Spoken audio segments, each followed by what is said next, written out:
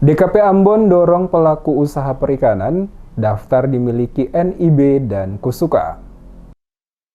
Dinas Kelautan dan Perikanan atau DKP Kota Ambon mencatat hingga saat ini jumlah pelaku usaha perikanan di Kota Ambon yang sudah memiliki nomor induk berusaha atau NIB dan kartu pelaku usaha kelautan dan perikanan atau Kusuka sebanyak 4.000-an. Oleh karena itu, Dinas Kelautan dan Perikanan atau DKP Kota Ambon mendorong pelaku usaha perikanan yang belum terdaftar agar memiliki NIB Kusuka. Kepala Dinas Kelautan dan Perikanan atau DKP Kota Ambon, Feby Mail, menyebutkan NIB dan Kusuka merupakan program dari pemerintah untuk membantu memasarkan produk hasil usaha perikanan. Menurutnya, program Kusuka merupakan langkah awal sebelum pelaku usaha mendapatkan legalitas, serta pendampingan dan pemberdayaan dari pemerintah. Program tersebut katanya membantu pemerintah dalam menyimpan data para nelayan, pelaku usaha menengah kecil dan mikro atau UMKM, dan pembudidaya perikanan. Data tersebut juga akan menjadi acuan pemerintah untuk membuat program yang dapat mendukung UMKM.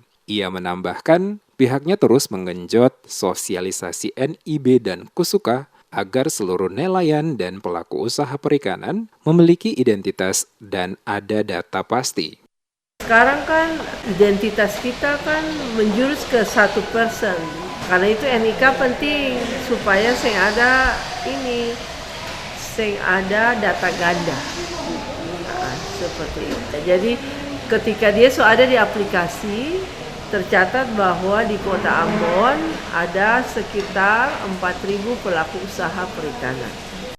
Feby menambahkan 4.000-an pelaku usaha yang terdaftar terdiri dari nelayan tangkap, pembudidaya, pelaku pemasaran seperti jibu-jibu, kemudian pelaku usaha pengolahan di bidang perikanan. Karena itu NIB penting agar tidak ada data ganda.